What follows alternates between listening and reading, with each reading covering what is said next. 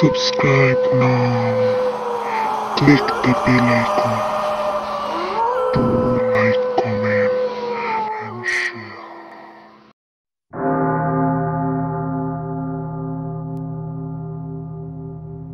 Hello viewers, আমি লামিয়া আপনাদের স্বাগতম জানাচ্ছি মিডনাইট স্টোরি পিএসবি চ্যানেলে। ভিউয়ার্স, আজ আবারও নিয়ে এসেছি নজর 2 গল্পটির পর্ব 8। গল্পটি লিখেছেন টিউলিপ রহমান।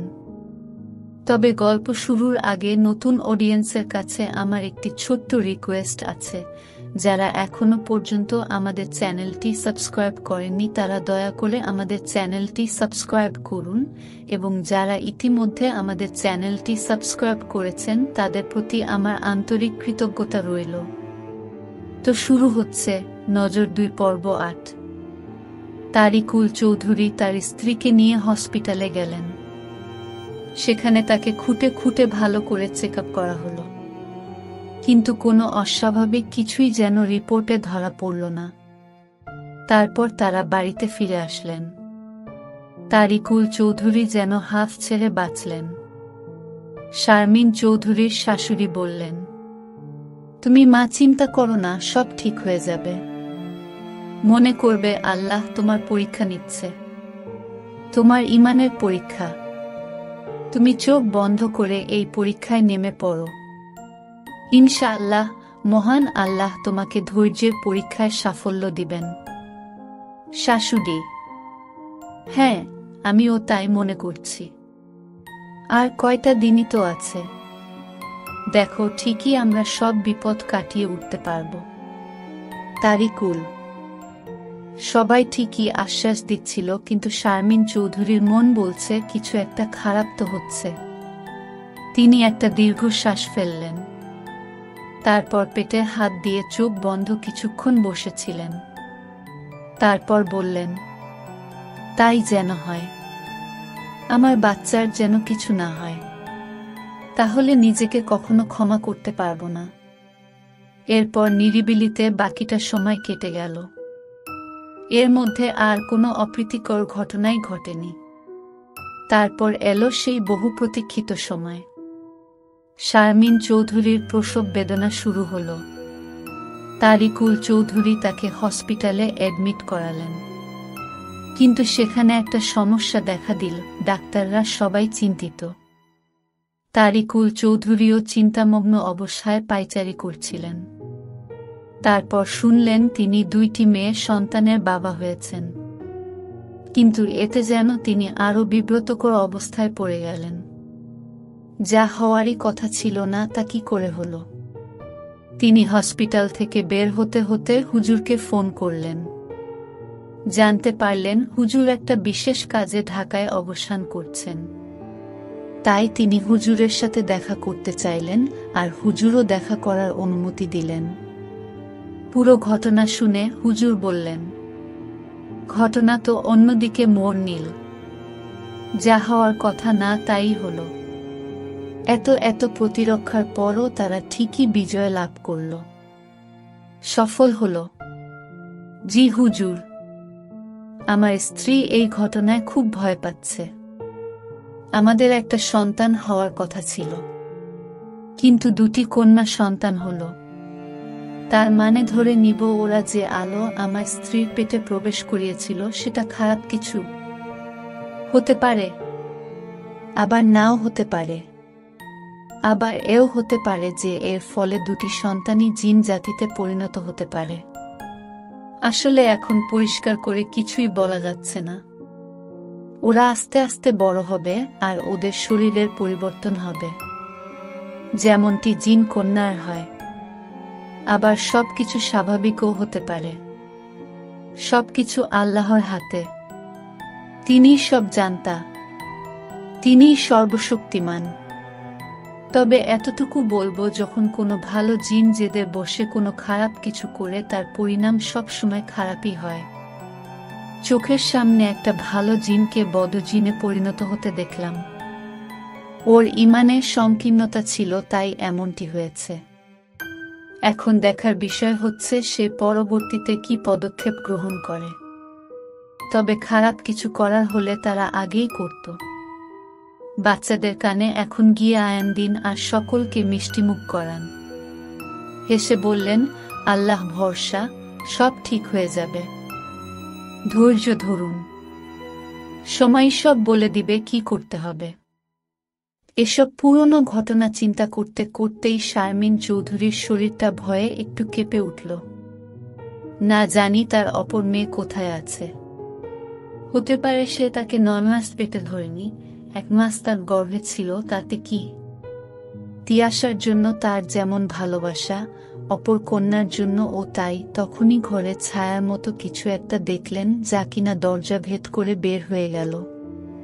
তিনি সঙ্গে সঙ্গে দরজা খুলে বের হয়ে হেঁটে সিডির কাছে গিয়ে দেখেন তিয়াশা সিডিতে চুপটি করে বসে আছে। তিনি বললেন, কিরে মা, এত রাতে এখানে বসে আছিস কেন? ঘুম আসছে না, ঘরেও ভালো লাগছে না, তাই এখানে বসে আছি। তুমি ঘুমাওনি? না, ঘুমটা হঠাৎ হালকা হয়ে গেল। ঠিক আছে, আমি চললাম, তুইও শুয়ে পড়িস, রাত জাগিস না। কয়দিন পর তোমার বিয়ে, রাত জাগলে চেহারা নষ্ট হয়ে যাবে। হেসে বললেন। বলে শারমিন চৌধুরী চলে গেলেন। আফরা যেন হাফ ছেড়ে বাঁচল, আরেকটু হলে ধরাই পড়ে যেত। ডানে বামে তাকিয়ে সেও হাওয়ায় মিশে গেল। ঘুটঘুটে একটা অন্ধকার ঘরে চেয়ারে হাত পা বাঁধা অবস্থায় বসে আছে তিয়াশা। বসে বসে তার কোমর, হাত পায়ে যেন খিল ধরে গেল। প্রচণ্ড খিদেও পেয়েছে তিয়াশার। খিদায় পেট মনে হয় মুচড়ে পিঠের সাথে এঁটে যাবে এমন অবস্থা। তখনই একটা কালো বিচ্ছিরি চেহারার লোক তার সামনে হাজির হলো।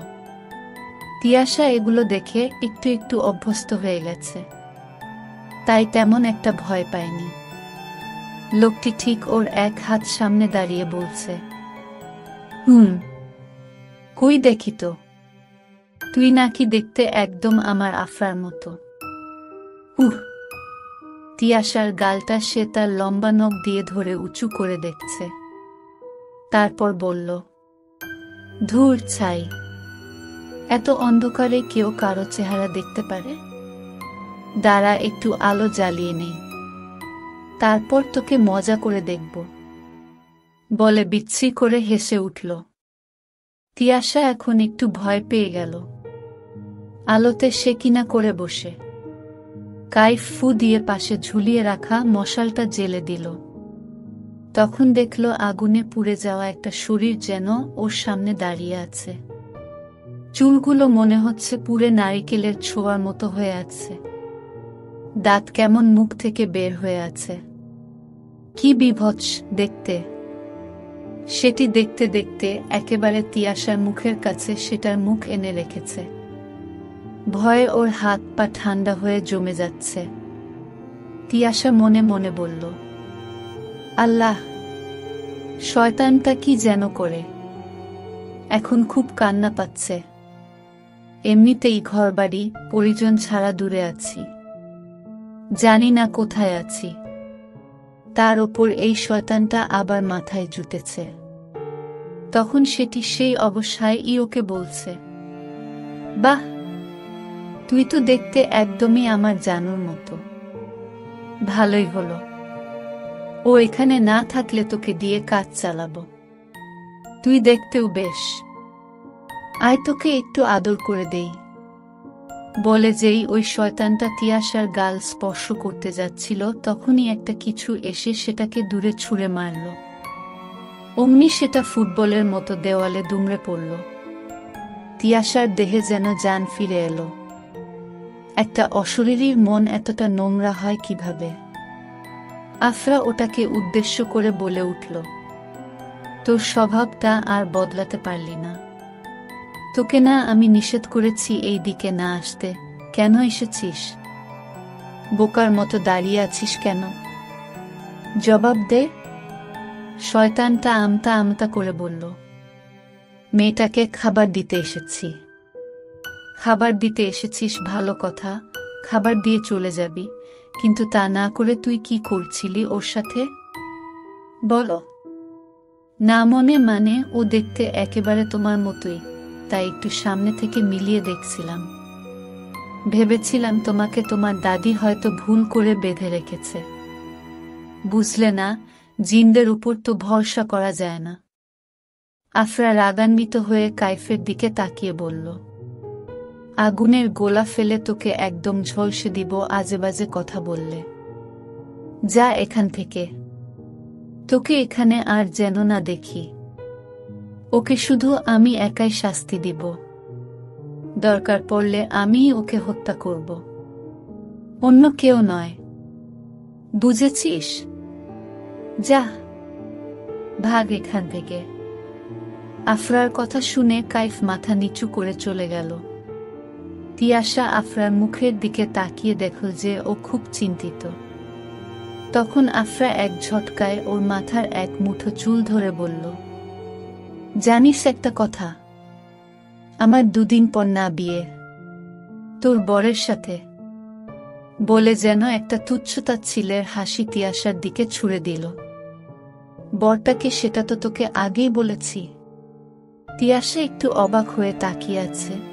আফরা আবার বলল, হ্যাঁ সোনা, তোমার ভালোবাসার আহনাফ। প্রথমে ভেবেছিলাম ওকে বিয়ে করব না, তার আগেই আমার কাজ শেষ করে ফেলব। কিন্তু না, পরে ভাবলাম ওকে বিয়ে করলেই তুই বেশি কষ্ট পাবি, তাই তোকে কষ্ট দিতেই বিয়ে করব। তিয়াশা এখন একটু চমকে তাকালো। মনে মনে বলল, আহনাফ কি এখনো বুঝতে পারেনি সেটা আমি নই? ওহ হো, ও কি করে বুঝবে সেটা তুমি নও? আমি তো জাদু দিয়ে সব ঢেকে রেখেছি। দেখো তো বেচারা তোমাকে আমাকে কত ভালোবাসে।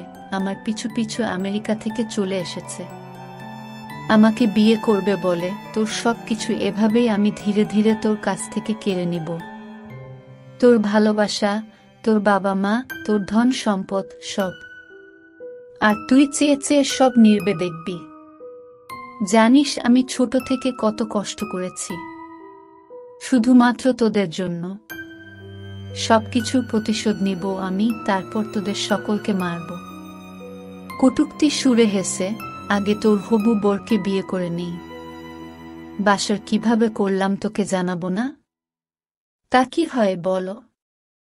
প্রথমে তোর স্বামীকে নিয়ে মজমাস্তি করব, সেগুলো সব খুঁটে খুঁটে তোকে বলবো, তারপর ওকে হত্যা করব। আর এটাতেই আমি পরম শান্তি পাব। কথাগুলো শুনে তিয়াশার খুব কষ্ট লাগলো, কিন্তু ওর কিছুই করার নেই। ও এটাও জানে না এখন সে কোথায় বন্দি অবস্থায় আছে। তারপর ও মনে মনে বলল, হে আল্লাহ, আপনি মহান। এমন কোনো চমৎকার করে দিন যাতে আমরা সব বিপদ থেকে মুক্ত হতে পারি। আমার বাবা মাকে এই শয়তানের হাত থেকে রক্ষা করুন, আমিন। তিয়াশা চোখ বন্ধ করেছিল। আফরা সেখান থেকে হঠাৎ চলে গেল। জায়গাটা আবার অন্ধকারাচ্ছন্ন হয়ে পড়ল। তিয়াশা মাথা নিচু করে তার মায়ের কথা মনে করছিল। কতদিন হয়েছে সে তার মাকে দেখে না, কতদিন হয়েছে সে তার মায়ের সাথে কথা বলে না। তার মাকে সে কত কষ্ট দিয়েছে, আর আজ এখানে একা একা কত কষ্ট পাচ্ছে মায়ের জন্য। তার অন্তরটা যেন ফেটে যাচ্ছে মায়ের জন্য। তার চোখ গড়িয়ে অনবরত পানি পড়ছে। সেখান থেকে এসে আফরা কি মনে করে যেন তার ঘরের ওয়াশরুম থেকে বের হলো। অন্যান্য সময় সে বাহিরে হতে হয়তো দেওয়াল ভেদ করে নয়তো বারান্দা দিয়ে বাড়িতে প্রবেশ করে। হঠাৎ পেছন থেকে কেউ যেন তার মুখখানা চেপে ধরল।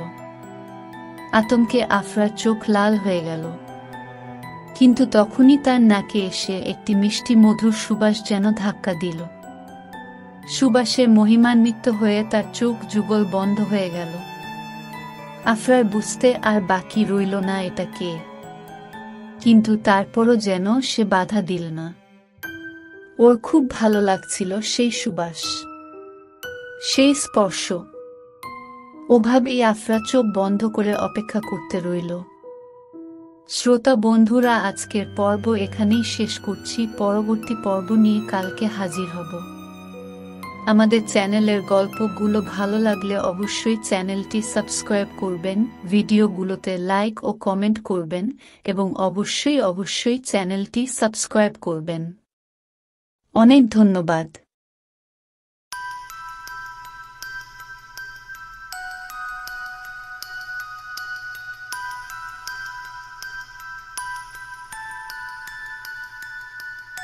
এবং বেল আইকনটি ক্লিক করুন। গল্পটি ভালো লাগলে অবশ্যই ভিডিওটিতে লাইক ও কমেন্ট করে জানাবেন। শুভরাত্রি।